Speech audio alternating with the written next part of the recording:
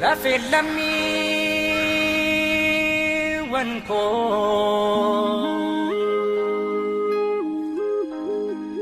bakka jirtu iyite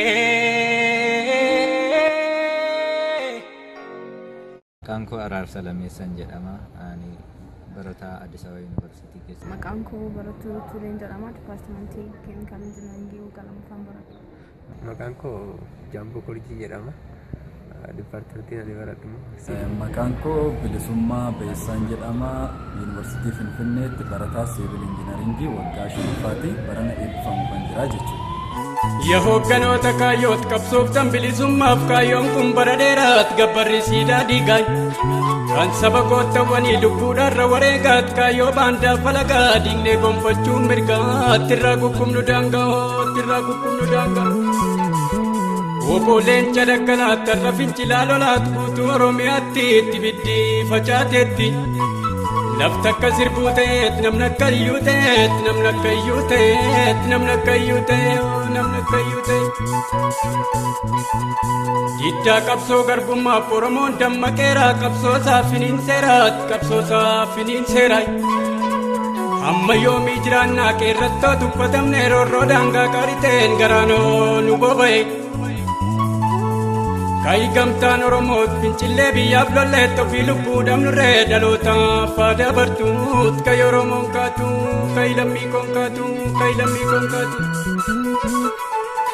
itti seeni jajjabeet qabsoon kee dammaqeeraat qabsaa'ota Oromoot rooba roobuuf gungumu ya sabboonaa sabboontuut dhumnee dhabamna maleet of duuba deebiin taanuut keenya dabareen irraat tidhannoo hin hiikkannoo Stand up for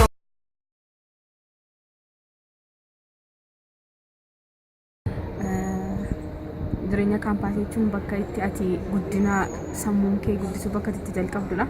Bakka itti yaada garaagaraa namoota garaagaraa fi wanta garaagaraa bakka itti mudatu wanti kanaan dura hin beekne bakka itti mudatu.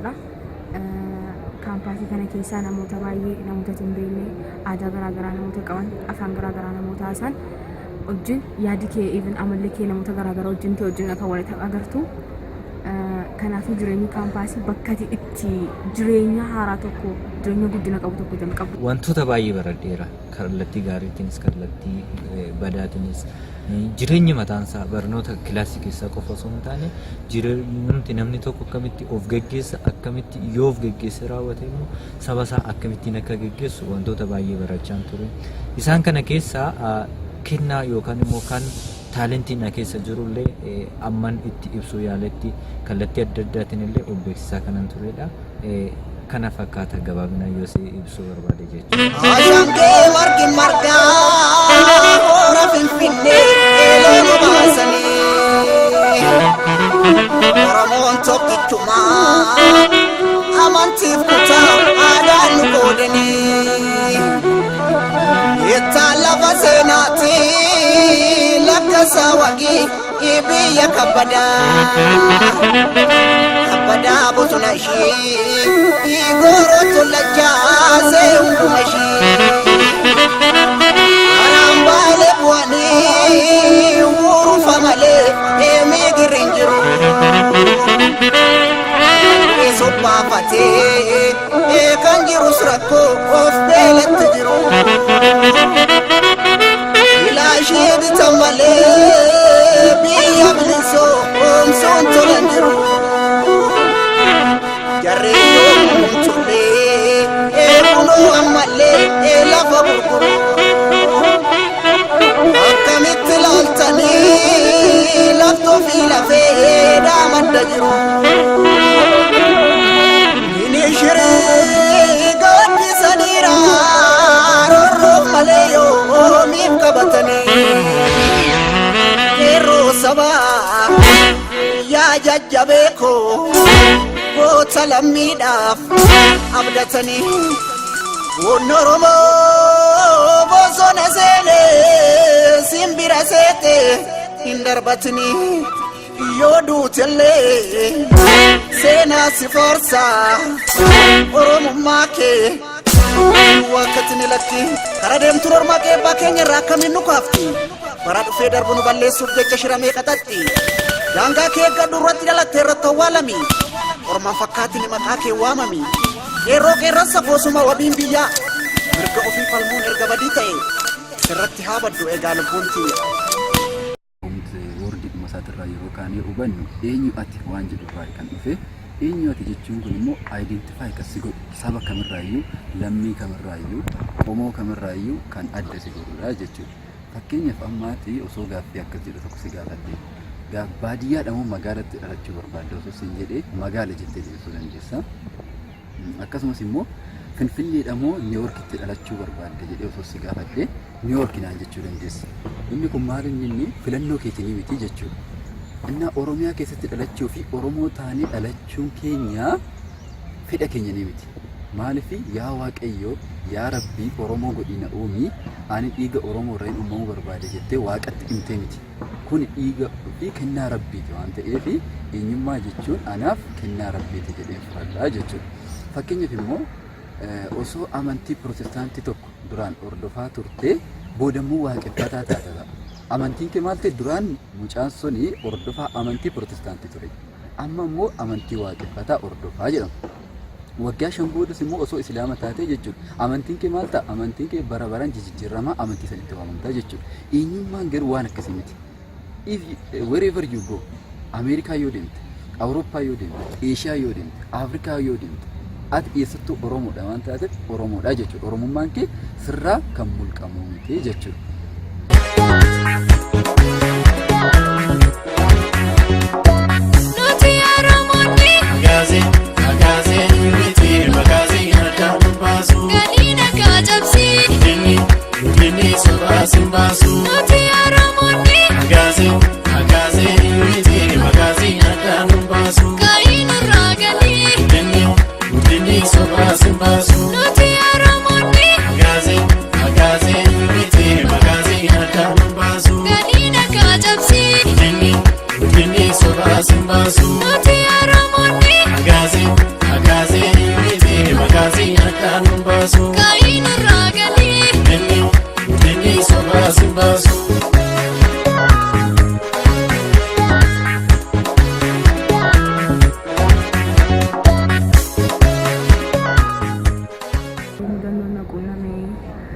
hedduun yoo jiraate illee for example kaampaasii keessatti mana al takkaa hidhameen ture እናች keessatti rakkoo siyaasaatiin rakkoo namudateen siyaasa olaantummaa siyaasaa qaama kamraatiin jiru rakkoo namudateen hidhameen ture mudannoo kanan qaba. Okay, mee waachi keessatti wantoota sirra ga'e yookaan immoo qaama siyaasa kanaan mee dhiibbaa sirra ga'ee fi gama dubartummaa keetiin illee waan akkasii waan ibsituu qabaatte. Qaama siyaasaa kanaan siyaasni gaafa jennu siyaasni kamillee wal qixxeedha. Namni takka illee yaada mataa isaa laachuu danda'a. Mirga yaada mataa isaa laachuu qaba. Amma rakkoo nu mudate garuu yaada kee ibsachuu mirga yaada kee ibsachuu hin jiru. Yaada kee yoo ibsatte dirqama opposite ta'uu qabdu. Nama jara sana yookaan siyaasa qaama kan biraa olaantummaa amma qabu kana dirqama deeggaruu qabda. Kanarraan kan kee wal dhabdeenis gidduutti uumame yaadi wal dhabdee yaadaati jechuudha. Kanammoo akkan itti ibsu namni kamiyyuu yaada isaa ibsachuu danda'a. Mirga yaada ibsachuu qaba. Yoollee opposii gootillee si fudhachuu qaba. Yaadi kee maal jedhee namni si fudhachuu qaba. Inni kun fudhatamuu dhabuu isaarraanii kan kun nurra geera. Maneedha sana keessatti wanti mudate hedduun afaan kee akka garaa keetti haasa'uu dadhabuun afaan kana haasa'uun akka si fudhatama hin qabne just afaan ammoo qaama siyaasaa olaantummaa qabu dirqama akka haasa'uu qabdu tachi keessatti fudhatama. Namoota si gaafachuu dhufan illee dirqama afaan warra kana afaan siyaasaa olaantummaa qabuun haasa'uu akka qabdudha kan isaan si dirqamsiisanii just yaadi isaan siif qaban yookaan wanti isaan waa'ee kee yaadanii xiqqoo gadi si buusanii eenyummaa kee xiqqoo gadi buusanii waan ilaalaniif immoo sana waan hin barbaanneef wal dhabdee kana gidduutti kan uumame achi keessatti na quunnameera.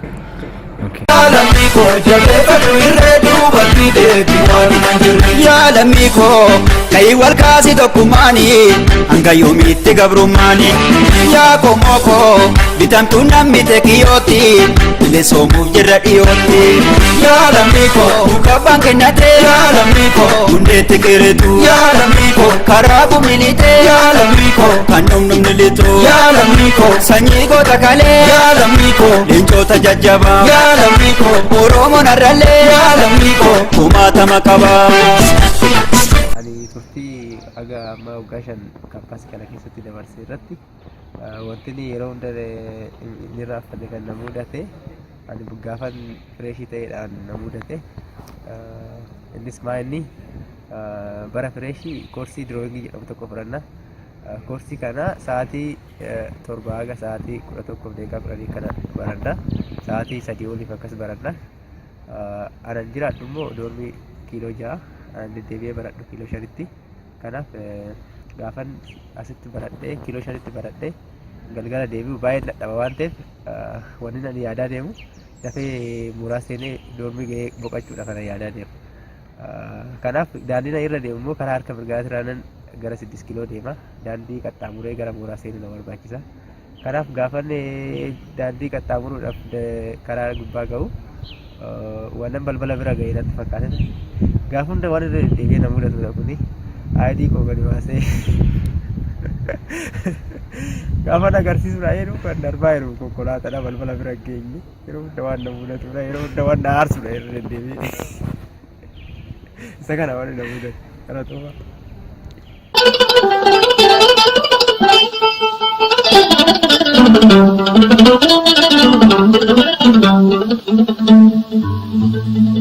Mekaanee tarreessinaat geerar salameessinaat maaliif caljennee teenyaat ijoollee biyya keenya diddeesse guutee abbabaat jaliiti maree kunoot mucaan kee dubbii jibbeet garaan gubatee kunoy garaa koosee dallantu abbabaat yaasee xiiqii jibbituut miila koosee kakaloy Mila ko kakaliti abbabaat tormicha bakeete gaat tana keessa kee beeka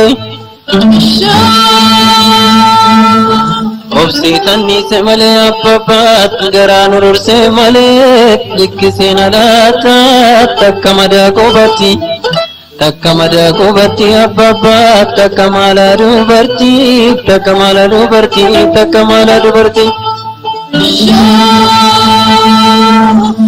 Nakatani abbabaat makaaniree durbaat taddooyeetirra caalay makaaniree durbaay abbabaat taddooyeetirra caalaat makaan kallayyoo keetiitiin jooreetirra caalay Kakattuu bayaan bee abbabaat abbabaa koo gaarii koo tan hin baane haarii koo Nari kon lumne kana ya papa tukubbi ko salape kuka ko sajinachai papa kai na jaja wana gabunna kone ya papa minange ndo patat wan bishanis na kode bishange ndo patat Wande bunis na kone abbabaat bishaan geendoo baddaat waan alagaan na godhe lammii geendoo baddaay waan alagaan na godhe lammii geendoo baddaat waan firri koo na godhe baran fayyendoo baddaay. Anaaf kabaja kooti. Ani waan hundumaa irra caalsisee eenyummaa koo jaalladha. Wanti kamiyyuu dursaa kan hin kennuuf eenyummaa koo fedha. Wanta eenyummaa koo ibsu yeroo hundumaa hojjechuun barbaada. Eenyummaan kee bakka hundumaatti mul'achuu qaba. Sigalee amma aadaan Oromoo, afaan Oromoon akka haasa'amu wantoota garaagaraa tiyaatiroonni garaagaraa as keessatti hojjetaman afaan Oromoo akka ta'an afaan Oromoodhaan akka hojjechuu qabnu afaan kan biraadhaan walqixa akka afaan keenya guddisuu qabnudha kan hin yaadu. Kanaafuu as keessatti gahee guddaa taphachuu dandeessa kaampaasii keessatti barataa taatee amma jirtutti barattoota walagartuu wajjin barattoota Oromoo wajjin walitti gurmooftee dhiibbaa irratti uumuu qabdaa jechuudha. Dhiibbaa afaan keenya guddisuu uumuu qabnaa jechuudha. Afaan keenya akkamitti guddisnaa?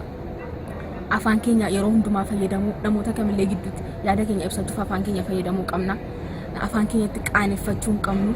olaantummaa afaan keenya afaan kamiinillee wal qixxee goonee yaaduu qabna. Aadaa keenya guddisuu qabna. Wantoota aadaa keenya ibsan baay'ee hojjechuu naannoo afanuu fi barattoota keessa kaampaasii keessa jiruuf afaan keenya guddisuun baay'ee nu hafa. Afaan keenya karaa ittiin guddisnu tokko aartii garaagaraadhaan lammaffaa guruppii garaagaraa uumnee wantoota garaagaraa waan uummata keenyaaf faayidaa kennu garaagaraa hojjechuu dandeenya. Maaliif barattoonni as keessa jiru humna barataan humna beekumsa qabutu as keessa jira waan ta'eef ijoolleen Oromoo kana keessatti gurmoofnee akka guddisuu qabnudha kan yaadu.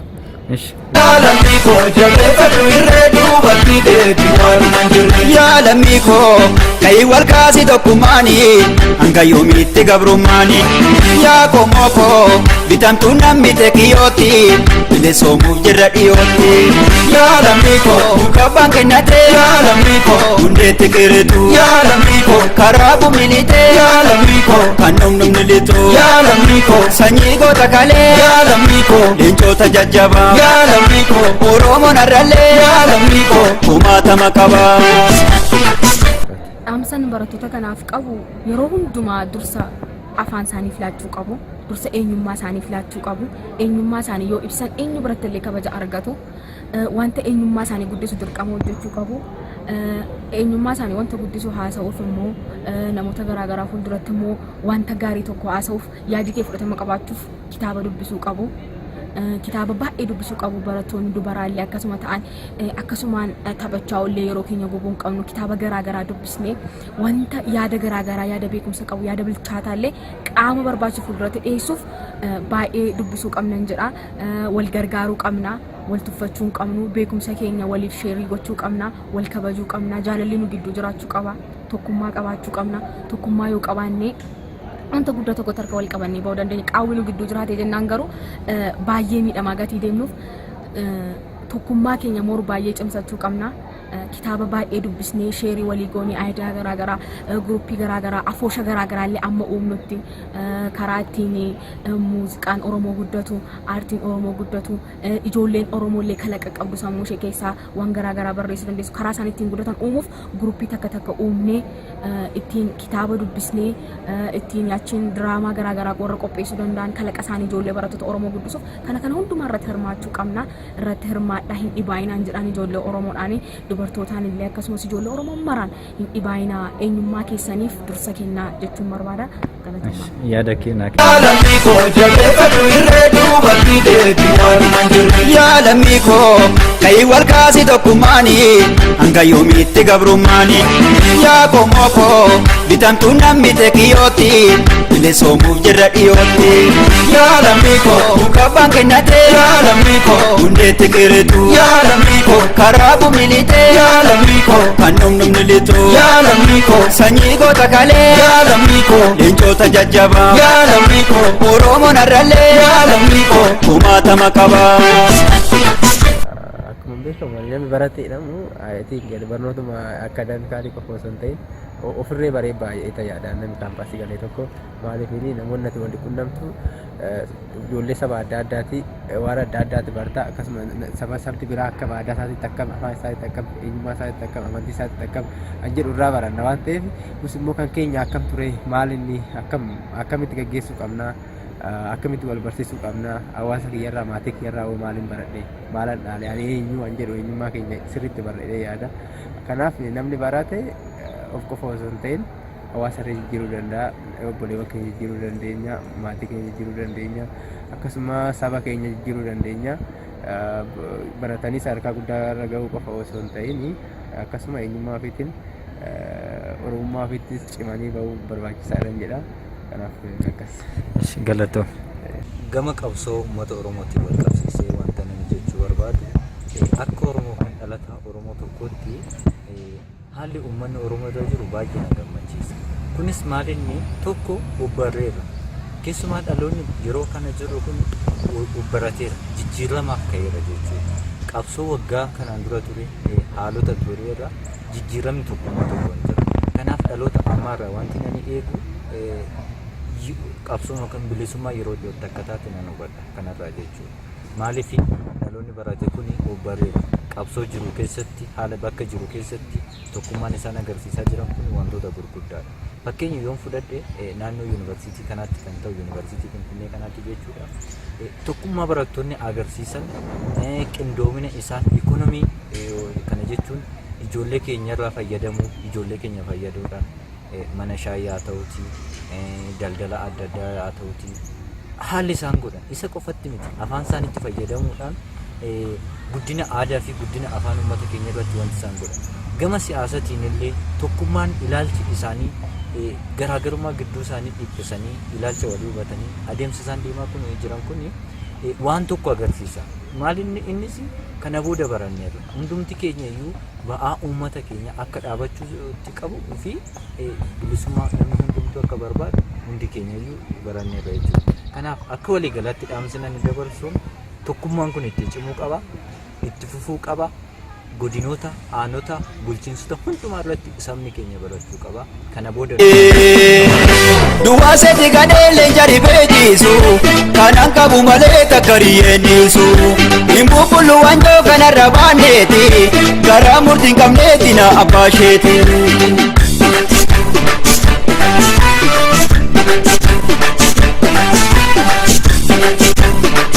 Dhaamsinani barattoota Oromiyaa iddoo garaagaraa jiranii fi barattoota iddoo asitti hafanii fi dhaamsinani qabu. Jecha Nelson Mandela, education is the most powerful weapon that can change our world waan jedhu suni jecha baay'ee guddaadha. Inni jecha saniin sirna apartheid biyya isaatirraa kaasuu danda'eera. Kanaaf nutis immoo barannee gaaffii mirgaa gaafachuun keenya dogoggora waan qabu miti. Jeneraal Taaddasaa Birruu maal jedhee inni baratee gaaffii mirgaa gaafataa jedhe. Kanaaf baratanii gaaffii mirgaa gaafachuun yakka tokkos hin qabu. Isan jedha dhumarratti dhaamsinani qabu. Barattoota Oromoo Oromummaa isaaniitiif jedhanii biyya isaaniitiif jedhanii daldaltoonni qotee bultoonni hojjettoonni wareegaman akkasumas immoo mana hidhaatti dararamaa kan jiran akkasumas immoo biyya isaanii gadhiisanii abbaa biyyummaa isaanii dhabanii biyya alagaa keessatti rakkachaa jiraniif jajjabinaan hawwaa galatooma.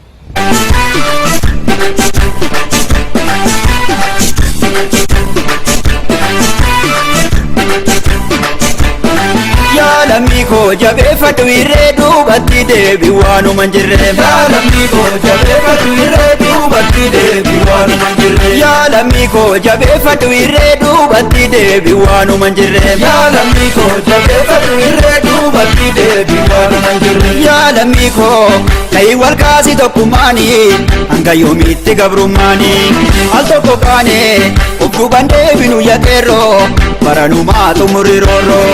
Yaalamiko roorroo seeriin doltu yaalamiko obsiisin dabarsu yaalamiko qabsoo qofa barii yaalamiko karoorroo dhabamsu yaalamiko sanyii goota sanii yaalamiko kan itti abdatanii yaalamiko daldaloota qubee yaalamiko kan jaalutu dhufe.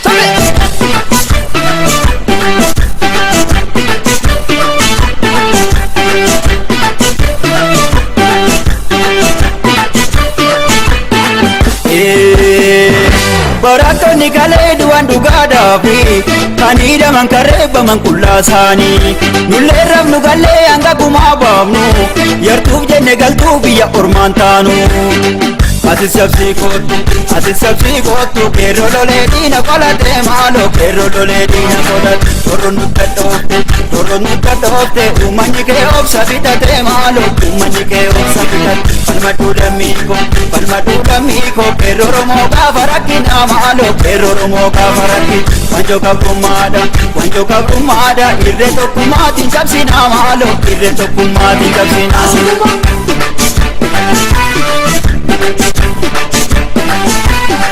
Thank you.